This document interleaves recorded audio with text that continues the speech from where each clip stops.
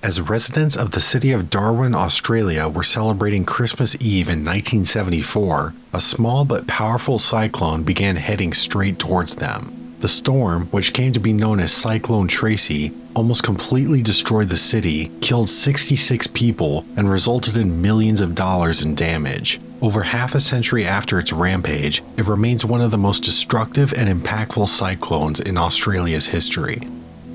Satellites first detected the storm on December 20th in the Arafura Sea, roughly 500 kilometers northeast of Darwin. It was traveling southwest and was slowly growing in strength. The following evening, meteorologists officially declared the system a tropical cyclone.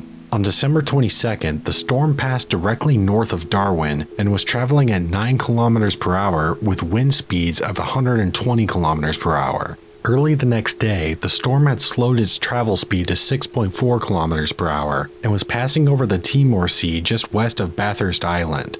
While cyclone warnings were issued to the 48,000 people living in Darwin, a majority of them saw no reason for concern.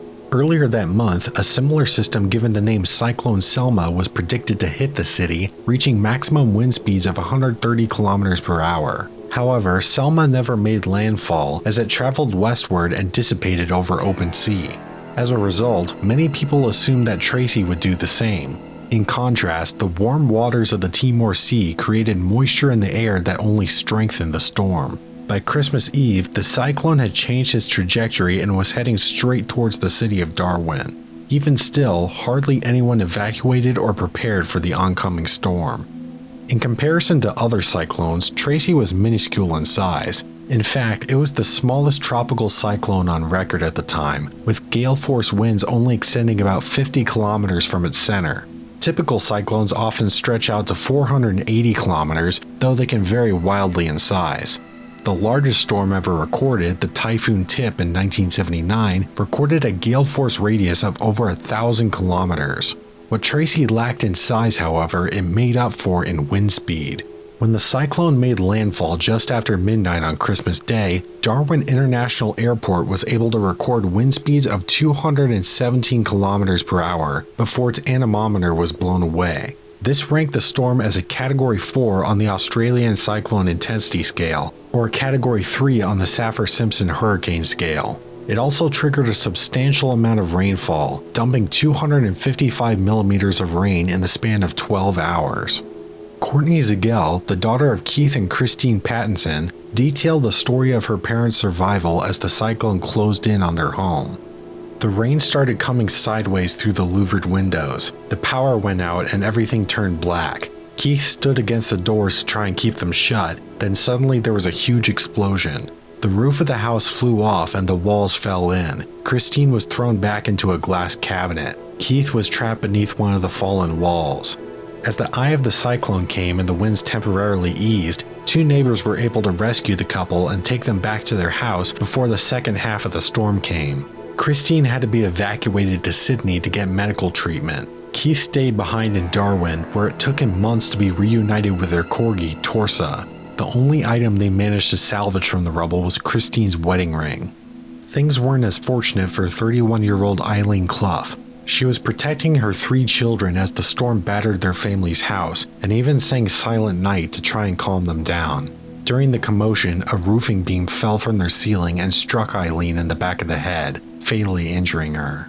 Another casualty during the cyclone was 8-year-old Geraldine Brown. She, her parents, and her sisters all huddled inside a bedroom as the roof of their house blew away. Geraldine clung onto her mother's back underneath a mattress as the rest of the family tried to keep the walls from collapsing. Rainwater began soaking the mattress and making it heavier, to the point where it became too much for the young girl to handle. Geraldine, sensing her impending death, said her goodbyes to her family before she succumbed to the weight of the heavy, wet mattress on top of her. In total, 66 people were killed by Cyclone Tracy, 45 of which were on land. Most of these fatalities came from people either being struck by flying debris or being crushed by collapsing structures. The other 21 perished at sea, including the captain of the Darwin Princess, Raymond Curtin, as well as 5 passengers aboard the MV Booyah.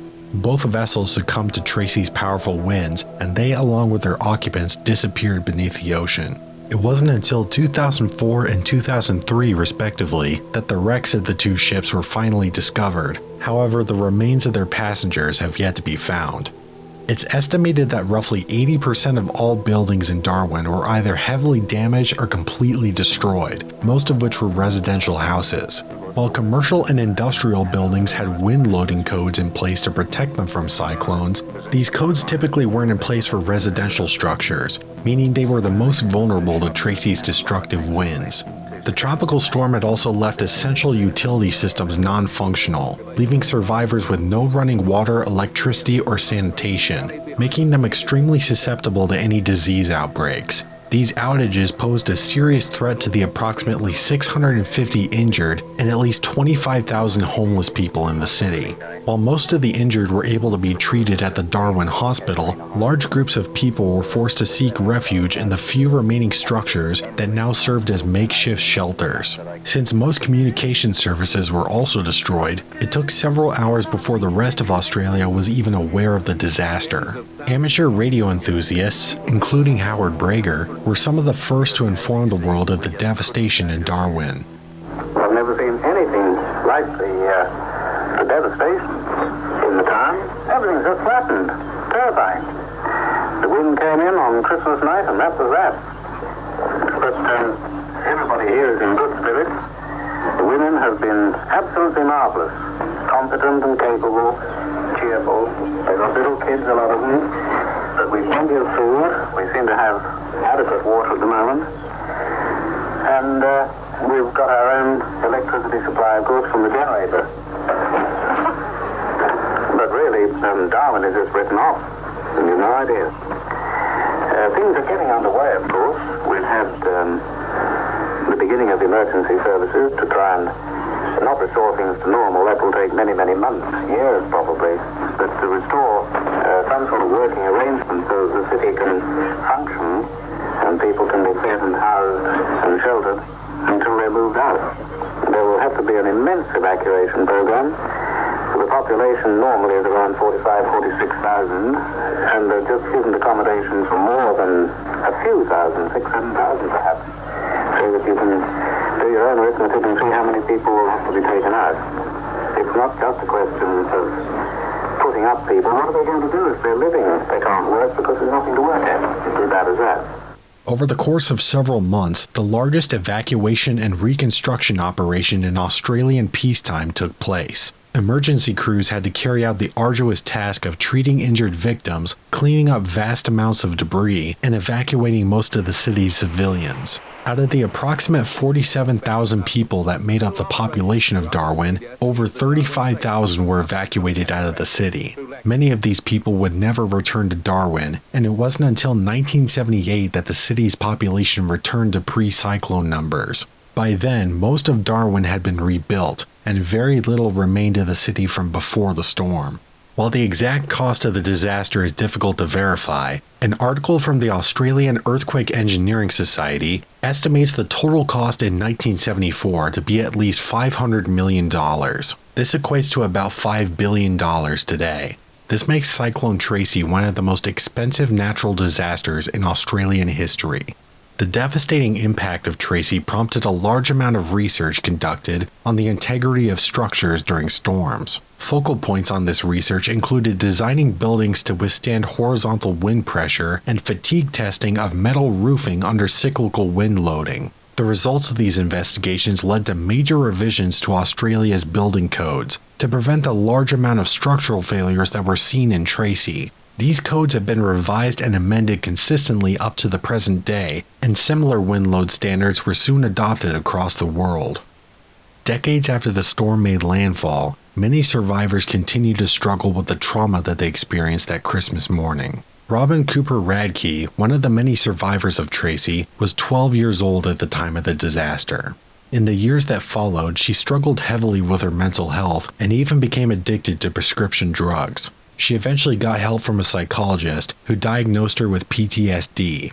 People could never understand, including myself, why we would struggle with Christmas when we got married and had young children, said Robin. Hearing certain Christmas carols or even going into shopping centers can be enough to trigger some people.